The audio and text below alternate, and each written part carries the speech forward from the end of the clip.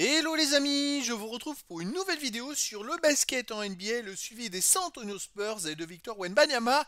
Et cette nuit, les San Antonio Spurs l'ont emporté au Brooklyn Nets 96 à 87, plus 9 pour une victoire où ils ont mené vraiment quasiment tout le match. Ah, il y a eu des moments où les Nets sont revenus, mais c'est vrai que les Spurs étaient beaucoup plus forts collectivement et ça sentait la victoire de toute façon.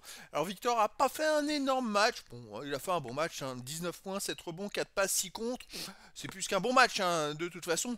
Les Spurs l'ont emporté et retrouvent le goût de la victoire, ce qui est très important vu une qualif pour les playoffs, surtout face à une équipe qui était censée être moins forte au classement. Alors on va revenir dans cette vidéo sur les statistiques du match en détail avec les statistiques des joueurs et des deux équipes. On verra le classement des Spurs à l'issue de cette nouvelle journée de basket, le classement des Spurs dans la conférence Ouest, je précise, puis les stats de Wemby en détail sur cette rencontre avec ses meilleures performances sur une rencontre, sa moyenne en saison régulière, ses stats dans l'histoire de la NBA à 20 ans, 21 ans, 22 ans en général, dans l'histoire des Spurs, 20 ans, 21 ans, 22 ans en général, et dans l'histoire des Français en NBA à 20 ans, 21 ans et au général. Et on terminera la vidéo par un petit focus, un petit aperçu de la prochaine rencontre des San Antonio Spurs. Alors, une victoire, ça fait du bien pour le moral, même si Victor a des stats un peu en dessous. C'est pas grave, parce que les Spurs avaient besoin de cette victoire. Pourtant, ils étaient mal partis. Ils ont été menés 22-11 dès le premier quart-temps, ils étaient même menés 22-8. Et je crois qu'après, ils leur ont mis un 21-2. C'est-à-dire qu'après, ils menaient 29 à 24 ou quelque chose comme ça. Enfin bref, ça a été un retournement de situation monumental. C'est vrai qu'ils ont arrêté leur début de match. Deuxième quart-temps gagné 30 à 19, plus 11, ça fait égalité à la mi-temps. Et puis après, troisième quart-temps gagné 30 à 21, plus 12. Et puis dernier quart-temps gagné par les Nets 25-22. Donc voilà, plus 9 au final. C'est vrai que ils ont mal démarré, mais il y avait quand même un gros écart entre les deux équipes. Alors, hormis Victor, on a quand même Jérémy Sochan qui fait 12 points, 14 rebonds, 3 passes, encore très très très complet. Devin Vassell met que 10 points à 4 sur 16 au tir, il n'a pas été à droite du tout. Sinon, Chris Paul, 5 points, avec 5 passes de rebond, pas super présent, mais bon, quand il est sur le terrain, il y a plus 15 quand même, hein, pour l'équipe. Harrison Barnes, 9 points, 3 sur 7 au tir, pas très présent dans les autres stats. Sinon, en sortie de banc, c'est le renouveau Keldon Johnson avec 15 points, 6 rebonds, une passe, 2 interceptions, mais surtout, il a marqué un panier presque entre les 3 points et le milieu du terrain à la dernière seconde du premier quart-temps. C'est pour ça qu'il termine à 22-11. C'est ce qui a permis en même temps de les relancer. Et puis, moi, sur le coup, je me suis dit ça va être super pour lui parce que ça va lui redonner le moral. Lui qui manquait de confiance sur ses derniers matchs, et ça a été top. Il a mis 15 points. Donc, c'est vraiment bon pour les Spurs. Ensuite, Julien de Champagny en sortie de banc, il fait à nouveau 18 points, 5 sur 7 à 3 points. Il a été très très très performant. Stéphane Castle a un peu de mal en ce moment. Il va falloir attendre un petit peu, c'est un rookie. Donc là, il est dans le dur, dans la période du dur, mais ça va revenir. Il y a des hauts et des bas quand on est rookie. C'est la période, c'est comme ça, hein. C'est le basket. Côté des Nets, on a 25 points pour Keon Johnson avec 10 sur 20 au tir. 16,12 passes pour Milton, sinon 11 points 10 rebonds pour Claxton. Et puis en sortie de banc, on a Tyrese Martin qui fait 13 points 6 rebonds.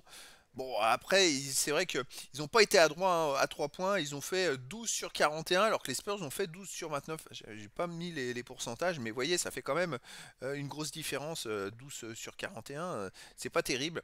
Et puis, sinon, d'un point de vue haute statistique, les Spurs ont perdu 15 ballons, les Nets 18. Les Spurs ont fait plus de comptes. Ah, c'est un match où ils ont dominé quand même. C'est presque logique, cette victoire. Alors, le classement, la conférence Ouest, les Spurs sont à la 9e place. Ça y est, ils repassent dans les 10. C'est vrai qu'ils avaient enchaîné 2 défaites, là ils sont 9e. Il faudrait qu'ils enchaînent plusieurs victoires de suite pour remonter au classement. Sinon, eh ben, ils vont se refaire dépasser.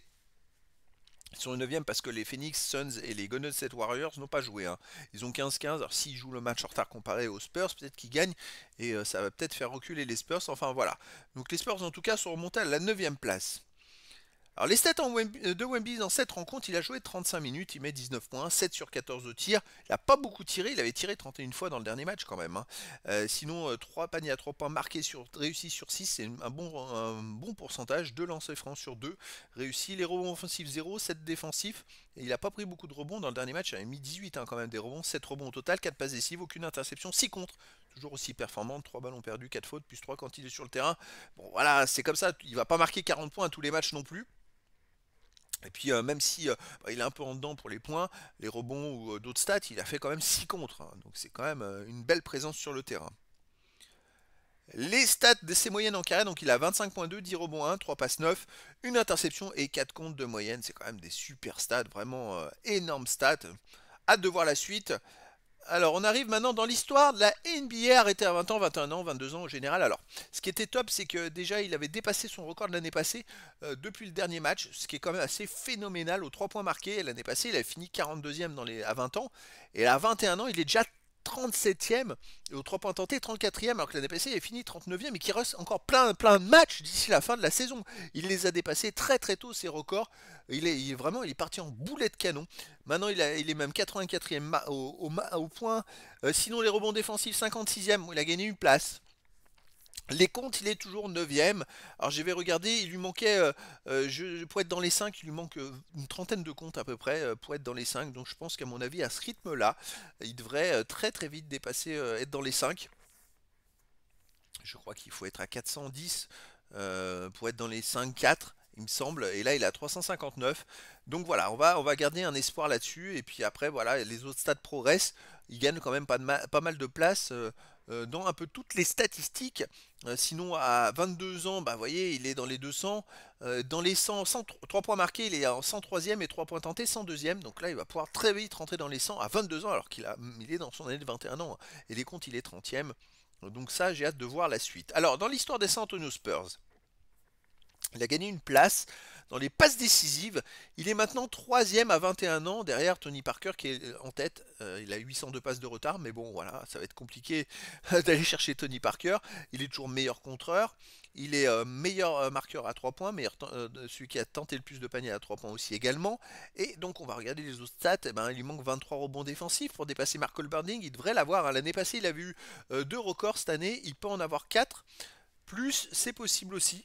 Donc ça va être intéressant. Puis à 22 ans, bah, il lui manque 76 paniers à 3 points. Et c'est vrai qu'il a déjà les contres. Il y a d'autres stats qui vont s'incrémenter petit à petit. Franchement, je pense que à 24 ans, il va falloir surveiller, mais il va être dans les 5, enfin dans les 3 à mon avis, dans quasiment toutes les statistiques, je suppose. Mais hâte de voir la suite. Alors dans l'histoire des Français en NBA, l'année passée, il avait quand même récupéré 4 premières places. Là, il en a déjà 6 dans les statistiques. Et j'ai hâte de voir la suite. C'est vrai que maintenant, il faut attendre s'il peut faire progresser les autres stats. Il lui manque encore pas mal de... Pour les autres stats, ça va être un peu plus compliqué. Il lui faudra, je pense, pas mal de saisons pour que ça se rééquilibre.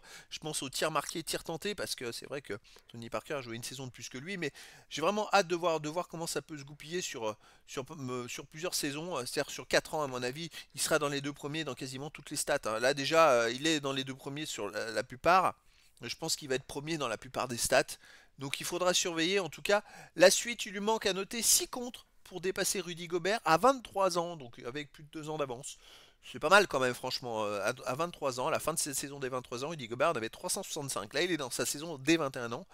Et dans 6 contre, il va dépasser Rudy Gobert. Il faudrait que je vous rajoute les 24 ans parce que là, c'est assez fou comme statistique.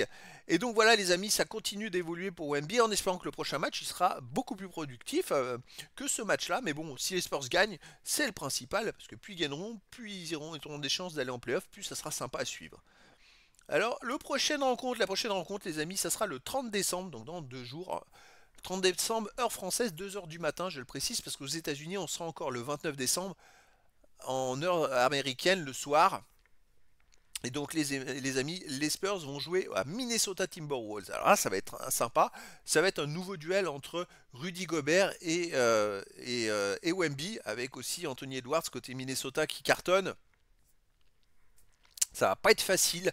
Minnesota cette saison c'est 16 victoires, 14 défaites, à domicile 8 victoires, 6 défaites. Les Spurs 16 victoires, 15 défaites et à l'extérieur 5 victoires, 8 défaites. Je pense que ça peut être un match équilibré. Les Spurs ont quand même une belle équipe avec 8-9 joueurs qui sont capables de sortir des gros matchs. C'est ça qui est intéressant. Comparé à d'autres équipes qui ont peut-être des stars, des méga stars très très fortes, mais qui n'ont pas autant de bons joueurs.